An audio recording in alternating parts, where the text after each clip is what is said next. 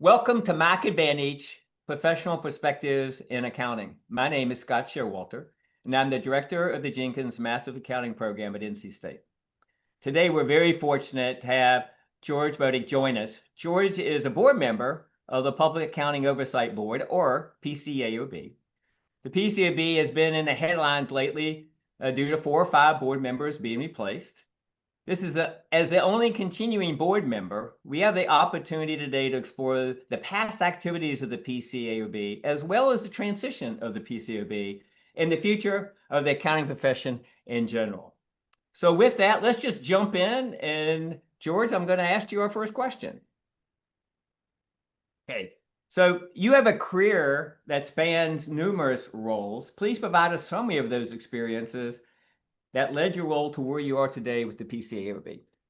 Great. Well, thank you, Scott. Thank you for the invitation to be here and for that tee up and warm introduction. And it certainly is a pleasure to be with you today. If I might, before I begin, let me just quickly give our standard disclaimer that the views I express today are my own in my official capacity as an individual board member at the PCAOB and do not necessarily reflect the views of the full board, my fellow board members, or the PCAOB's dedicated staff. But again, thank you for the question, Scott. And certainly where I like to start when I think about my career, my journey now, for better or for worse over many years, it starts with accounting. I was an accounting major, undergraduate. I went to Virginia Tech and received a master's degree. And then, by and large, I would say for the first 13 years of my working career, my professional career was as a financial statement auditor. That was the majority of time I spent before joining the PCAOB. And, since then, I'll say that foundation of being a financial statement auditor with the accounting, obviously, background has served, I think, overall served me well through, many roles I've been fortunate to have at the PCAOB. And I've been to PCAOB just to say it out loud, over 20 years. It's over 22 years to be exact. I thought I would be here 2 years when I joined the board. Originally was the original plan when I left the firm, in 2003, a lifetime ago. But I have had the opportunity since joining the PCAOB, as I said, to do a number of things. I would say I've spent the bulk of my time, I'll call it in and around inspections. I joined as an inspector. My first part of my career was in the field and then helping establish and then ultimately leading what we called back then the small firm program. That did that for many years. That morphed into the non-affiliate firm program, but also got very involved internationally. So I was doing a lot of work. This is early days of our international inspections, working with our Office of International Affairs quite closely. Very rewarding part of my career, truth be told, interacting with other regulators. Then just to touch on a few other points, don't want to bore you with some of these details, but I think they're important for the broader trajectory that I've been blessed to have. Somewhat unexpectedly, I would say, I had an opportunity to be an advisor to Chairman Doty at the time. This is about 10 years ago, roughly. So I spent about 3.5 years when Chairman Doty was here and working with him very closely and his other counsel in his office, Samantha Ross.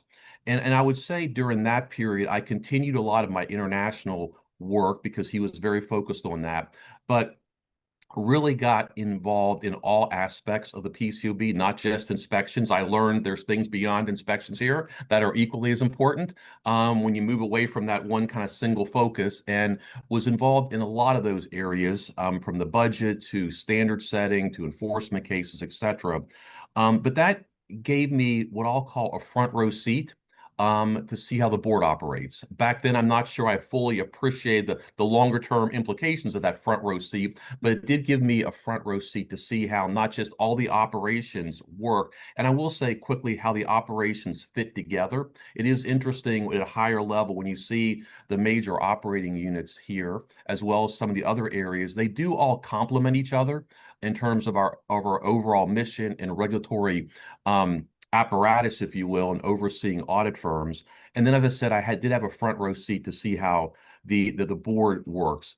The one thing I would say that really opened my eyes, Scott, if I might say this, during that time, is the public policy aspect of what the board does. It's very at least for me, coming as an auditor by background, you're very much used to technical standards, accounting or auditing, and seeing how they're applied kind of at a micro level, if you will.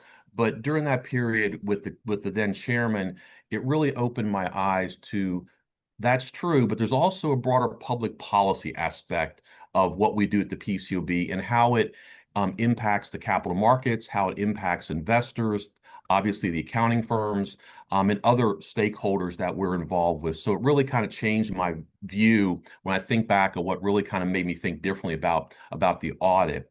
And then just quickly, and I'll pause here, but I think equally important, I did have the opportunity, very fortunate opportunity to be the director of our Office of International Affairs for a short period, about 5 or 6 months, and then I'll say, blessed to be quite candid, to have the opportunity to become the director of the Division of Registration and Inspections. And if I think back of my career, not to minimize things I've done since then, or maybe where I'm sitting right now, that probably is the highlight of my career, of being the director for about 5.5 years, and overseeing that work and being kind of in the front lines of inspections and seeing how standards are applied and all the things the firms have been doing and were doing in that period, and really understand it at a much deeper level.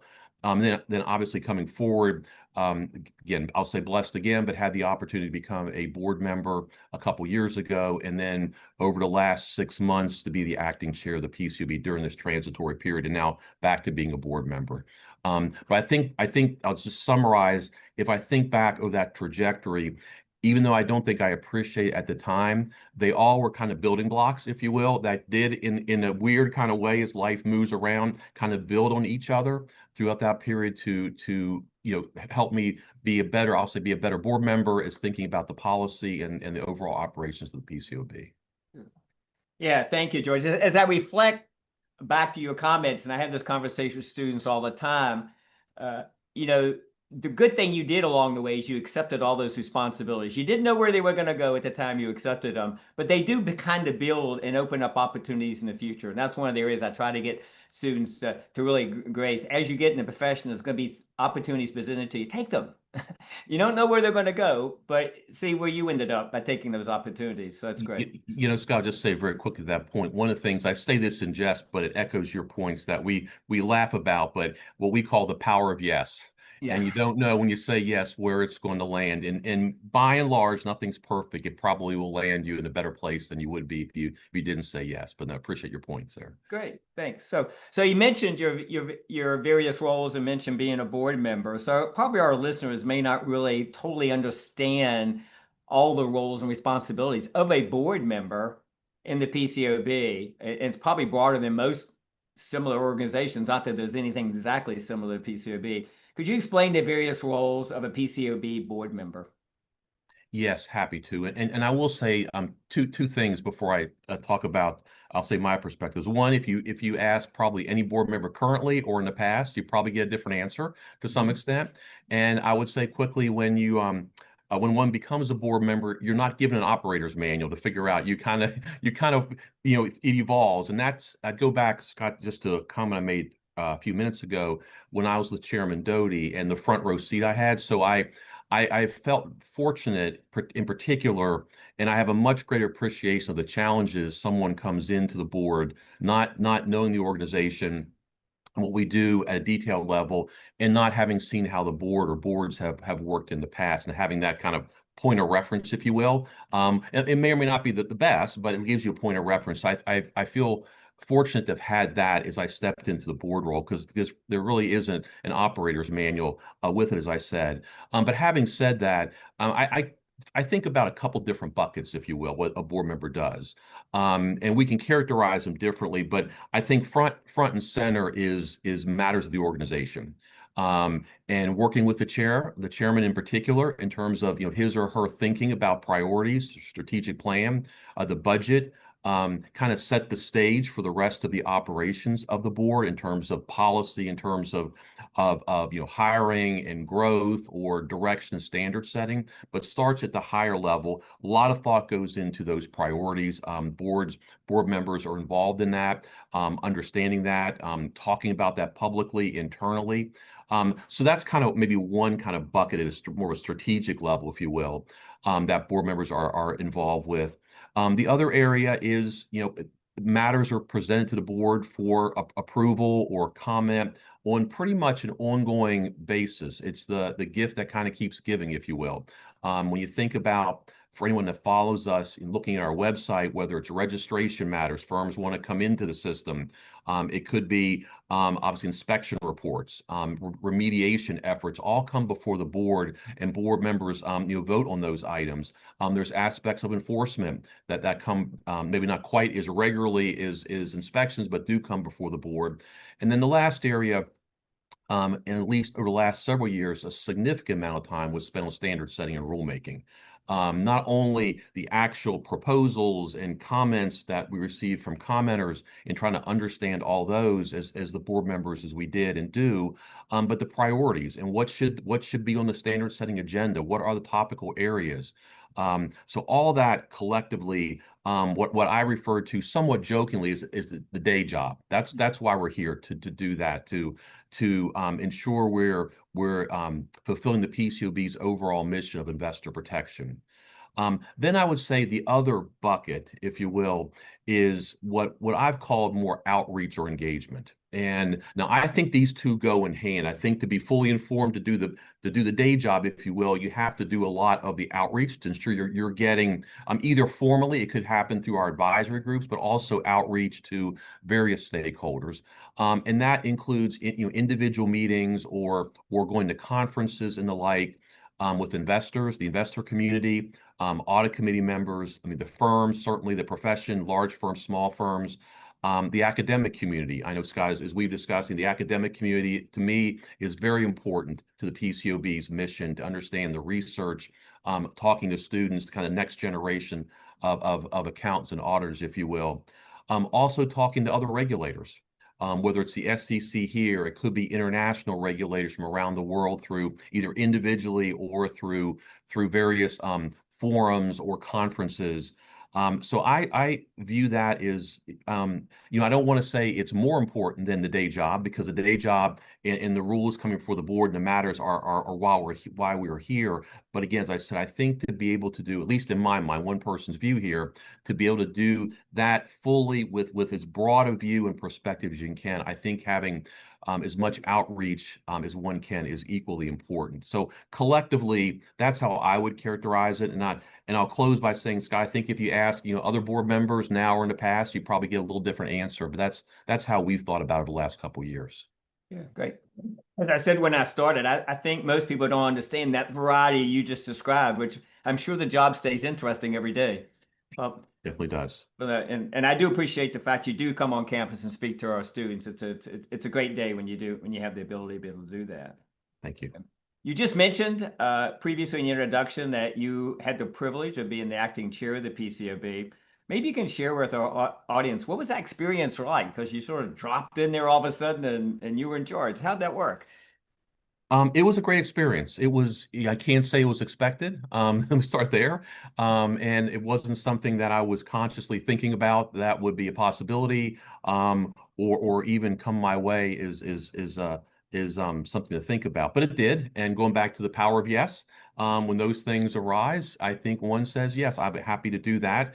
And I would say the thing that struck me the most as I was in the moment of it and even reflecting back now on it, at the end of the day, I think, and I felt even as acting chair, that one of the most important responsibilities is that you're representing the good work, the mission-focused work of 800 plus individuals here, and all their work's coming together, most of which the public, outside will never really see, but it's all coming together to support our overall mission. And I felt very strongly the importance of and the ability to do that as well as I possibly could, representing all the work here. I think beyond that, I would say, again, my time was pretty short, and it was a transitory period. We approved, the budget was approved. We did a few things on some QC 1000 delay, whatnot. Try to keep all the reports and the other things moving along as best we could, but also thinking about the future of the organization, ensuring not knowing how it was all going to end ultimately with the board composition. But ensuring that we left the board, if you will, in that role as well as we could for the permanent chair, if you will, and happy to report and work with Jim Lagathesis and his role as he started a month or so ago now is getting his feet with the other board members. But it was an aspect of ensuring I was representing the organization as well as it could in all the good work, and also thinking to ensure the organization is well positioned and focused on moving forward with the new board, and that can be as seamless and as least disruptive, if you will, as possible. And I would say, more broadly, and I'll end with this, Scott, that this wasn't our first rodeo, if you will, in terms of seeing transition. So reflecting back on, even though I wasn't in that role per se, but reflecting back as a staff, if you will, how those transitions played out, and trying to learn from that and take what seemed to work well then and replicate it during the period that we had. Okay. Yeah. Speaking of transition, I mentioned in the introduction that there's four of the board members are new, and so the SEC recently appointed the four new board members. Given your tenure at the PCAOB, which you described earlier, you have experienced many of these board transitions. How does this perspective help you navigate the current transition that you're going under? Yeah, great question. And certainly living this in the moment, if you will. And I think one of the things that helps all this, and I'll just go back just quickly, is the staff here. The staff in almost all cases at the senior levels have been here for quite some time and have also lived through one or more of these transitions. And I think they're steady, if you will, steady sea legs with this. Even though policies or priorities may shift as they always do, but those steady sea legs, excuse me, will help through this transitory period. And when we're looking back, 6-8 months from now, it'll be clear that's what kind of carried the day through as the new chairman and board members are getting staff for themselves. They're getting their arms around what we do at a detailed level, and for all the things they might have heard or been aware of from outside the organization, now they can compare, contrast. Well, how does that line up with what is happening, if you will, in the building? So I kind of start from that perspective. And I also would say, we've now had a number of meetings, and I think, all of us are very focused on the mission, and ensuring that no matter, where we land ultimately on various things, that the mission and investor protection stays front and center, which I think is very reassuring, I think, to all of us as we think through.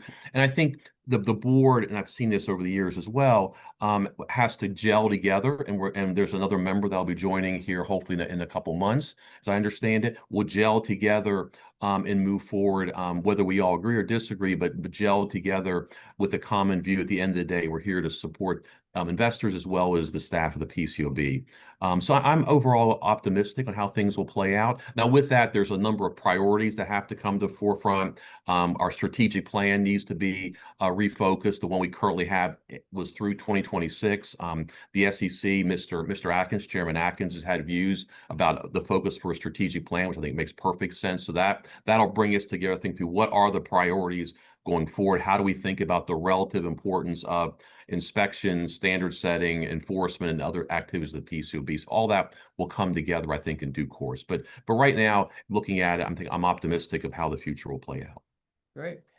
Definitely more news to come on that front, I'm sure, in the next couple of months. Look forward to that coming out. You did mention in the introduction that you've been to PCAOB for now 22 years. As you look back over that career, and you did a variety of different things in there, what accomplishments of the PCAOB are you particularly proud of, the one you like to highlight?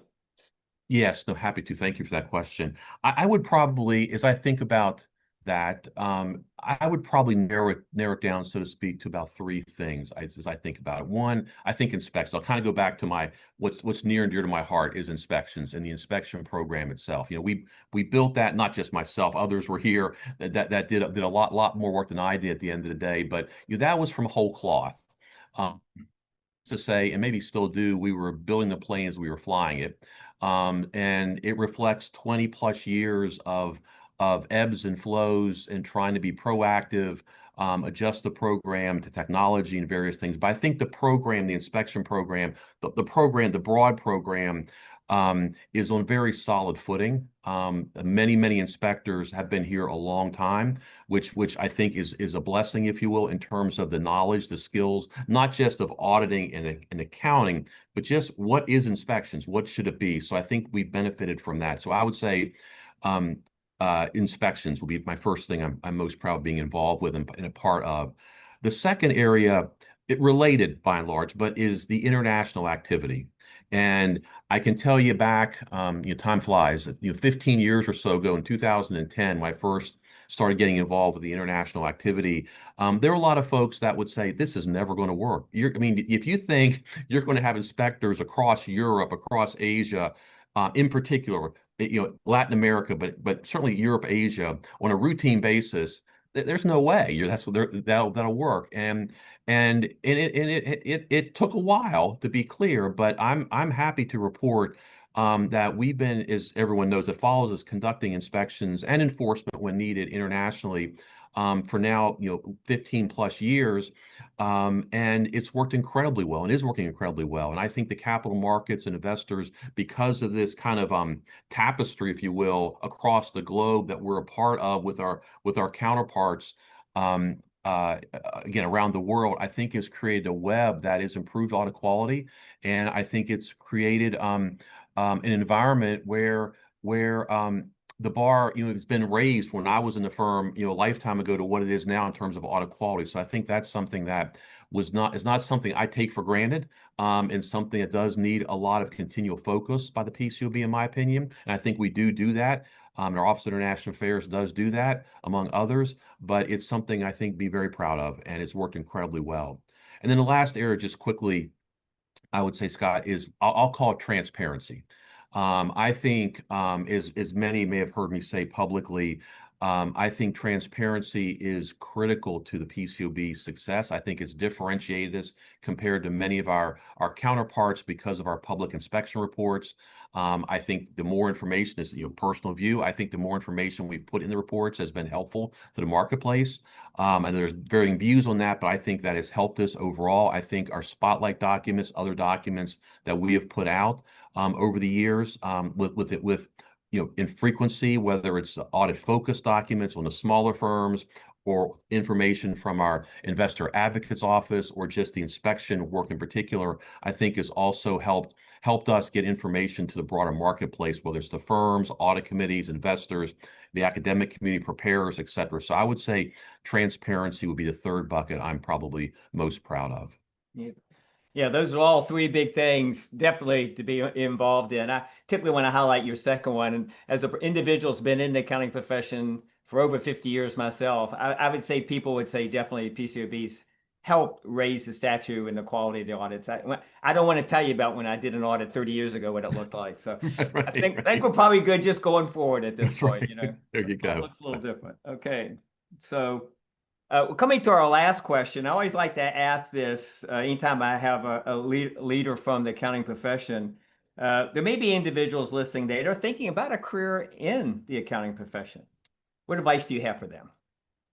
And we could talk all day about this one, Scott, because I feel pretty passionate about this, as you know. I mean, I think to start here just quickly that the accounting profession, auditing profession, it's a noble profession. I think it's like a calling that the work that the auditor does, and the accountant for sure, but the auditor does to our capital markets. I think it's vibrant, it's resilient. And again, I'll say it again because it can't be set up. It's a noble profession, it's a noble calling. And I think what makes it so important, and I hope, because I didn't fully appreciate this, I'll be honest, when I started, I didn't, this is something that over the years, as you build your career, you kind of appreciate things more. But I don't think it can be said enough that, the auditor, when he or she, renders their opinion, it's broad based. When that, as a public company gets filed, let's say with the SEC and Edgar, no one knows who's using that opinion at any given moment, who's relying on it, as opposed to some other professions where it's more of a personal relationship, if you will. So the importance of the auditing profession, the accounting profession, I don't think can be overstated. And I think as a new, student currently or someone just joined the profession, I think it's going in with that view that you're what you're doing in the moment may not seem like, gosh, I'm just doing a procedure that I'm just trying to get through the day, if you will. But that ultimately rolls up to support the capital markets and what I believe is our way of life in society in terms of the efficient allocation of capital. And that can't be said enough. So I think more specific, I think the yes, we talked about that earlier. I think is when it goes in your career, always be looking for new opportunities, be open to new opportunities. It may be more work at times, but I think, at least in my experience and what I've seen with even others, is you'll be glad you did it at the end of the day. More often, I'll be glad you did it. So I think stay open. And the last thing I would say, just quickly, Scott, I think in today's world with AI in particular and technology, I think much different when I started, 30 plus years ago, when things were pretty stable, or at least stable in retrospect. That not just being open to new things and doing new things, but truly looking to improve your skills is going to be a necessary. It always has been, I think, but it's more paramount now to be willing to upgrade your skills through continuous learning and thinking about how you can do different things to better yourself going forward. I think it's a new twist to it. But I do think, and I'll stop with this, but fundamentally, the role of the financial statement auditor, I think the human is going to be needed. Maybe it morphs what it looks like now and in the future from what it did, but will be needed and be a critical aspect to ensuring the vitality and the operations of our capital markets. So I'm incredibly high, couldn't be higher on the value of being an accounting major, auditor in a financial system, and whatever role one may play in that.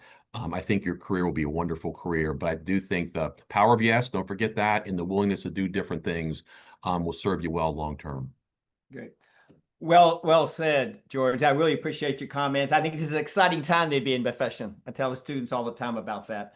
I may be at the twilight of mine, but it's really good. Looks very favorable as you go forward. And I'd like to thank you. Thank you for taking the time to join us today and share your thoughts.